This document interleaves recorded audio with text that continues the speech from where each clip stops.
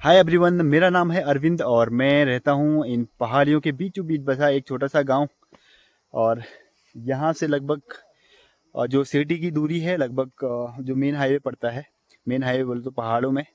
तो पहाड़ों में वैसे भी थोड़ा मार्केट वार्केट रहता है, वो यहाँ से लगभग 10-12 किलोमीटर है। हालांकि यहाँ पे जो है ना, समस्या ये है कि थोड़ा सा डेवलपमेंट तो है लेकिन उसका यूटिलाइजेशन नहीं है।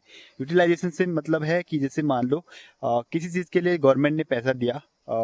जैसे मान लो कि बहुत सारे पेड़ पौधे लगाने के लिए पैसा दिया गवर्नमेंट ने, और पेड़ पौधे भी दिए लगाने के लिए और लगवाने के लिए भी पैसा दिया, और लगे भी हो, बट उनकी देख रेख के लिए कोई पैसा नहीं दिया। क्योंकि वो उसके बाद वो क्या हो जाते हैं, खाली लगा तो लेते हैं, वो सूख जाते हैं, या तो जो जानवर आते हैं वो चर के उसके पेड़ एड़ को खा लेते हैं, अगर थोड़ा बहुत भी बढ़ रहा होता है तो।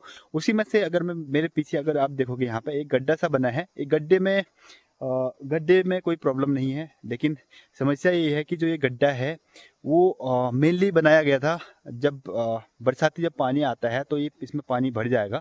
लेकिन अगर इसकी थोड़ी सी और अच्छे से मरम्मत की होती तो थोड़ा और सही रहता, क्योंकि इसमें दिक्कत ये है कि जब बरसात का पानी आता है तो इतना पानी इसमें ठहरता नहीं है, क्योंकि यहाँ पर जो जगह होती है वो ऐसी जगह होती है कि उबड़ खाबड़ वाली जगह होती है हल्की सी। और साथ में जो इसकी मिट्टी होती है काफ़ी पानी जो है ना ऑब्जर्व कर लेती है, तो पानी कलेक्ट हो नहीं पाती है, तो उसकी वजह से।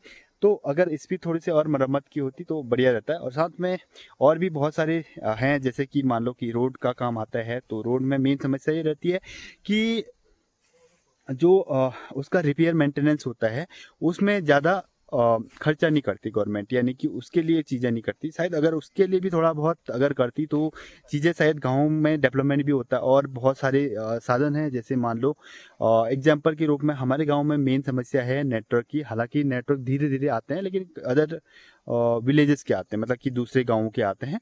तो यहाँ पर हमारे गांव से सटा एक दूसरा गांव है, वहाँ पे हालांकि एक बीएसएनएल का नेटवर्क तो है। यहाँ पर अगर मेरे पीछे साइड अगर नहीं दिख रहा होगा, काफ़ी दूरी पे है, तो वहाँ पर टावर तो है, लेकिन बीएसएनएल की सर्विस इतनी बेकार है कि हम सभी लोग रूबरू हैं उस चीज़ से कि कभी कभी ना, जैसे बरसात के टाइम पे तो भाई हफ्ते हफ्ते महीने महीने जो नेटवर्क होते हैं वो गायब हो जाते हैं। लेकिन जो जो नेटवर्क अगर आजकल की भी बात करें तो कभी कभी पता नहीं कहाँ गायब हो जाते हैं।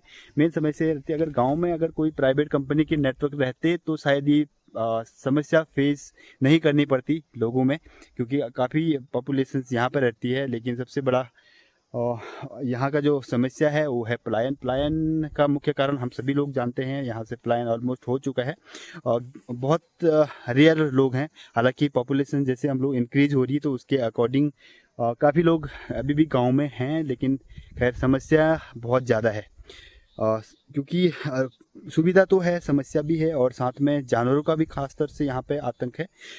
मेनली जो है मंकीज़ का, क्योंकि जब फसल होती है तो मंकी आती है, मंकी आते बहुत सारी मात्रा में। पता नहीं, मुझे लगता है कि आई थिंक ये बाहर से छोड़े हुए मंकी हैं या इधर उधर से वैसे ही आ गए। उसकी वजह से भी बहुत बड़ी समस्या यहाँ पे है, जिसकी वजह से भाई गांव में लोगों के जो लोगों का जो मन था ना खेती बाड़ी करने का, वो भी नहीं है। क्योंकि एक तो यहाँ पर हमारे यहाँ जो मेन दिक्कत होती है सीढ़ीदार खेतों की होती है, और सीढ़ीदार खेतों में उस तरह की फसल नहीं होती है जैसे नॉर्मली बाबर वाली खेतों में होती है, जैसे बड़े खेतों में, उन चीज़ों में। यहाँ पे हाँ हो सकता है कि साग सब्जी वो चीज़ें हो सकती है, बट पानी की भी बहुत ज़्यादा समस्या है।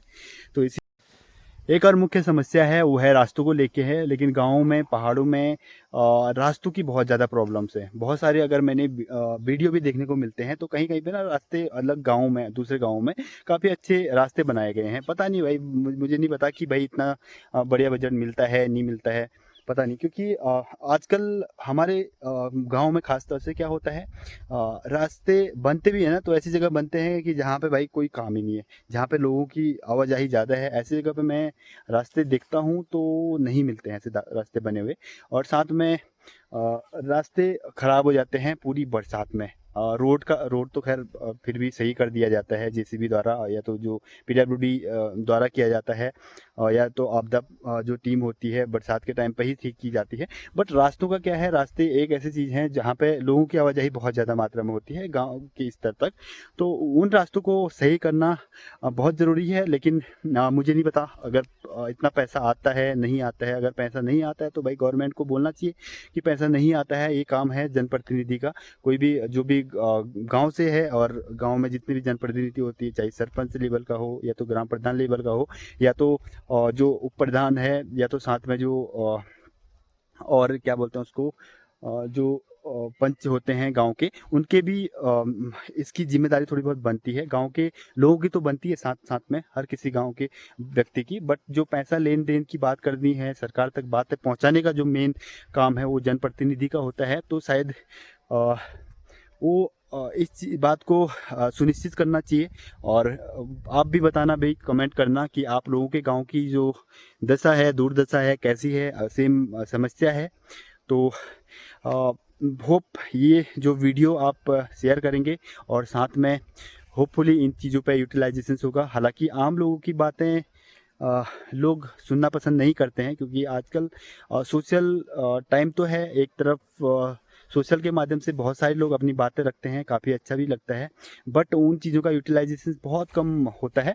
बट मेरी तो उम्मीद यही है कि भाई जो भी जनप्रतिनिधि हैं वो अपनी बातें रखें, खुल के रखें।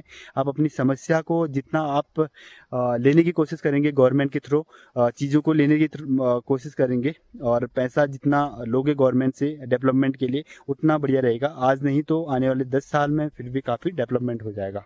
होप आप सभी लोगों को वीडियो अच्छी लगेगी। अभी के लिए करते हैं बाय बाय।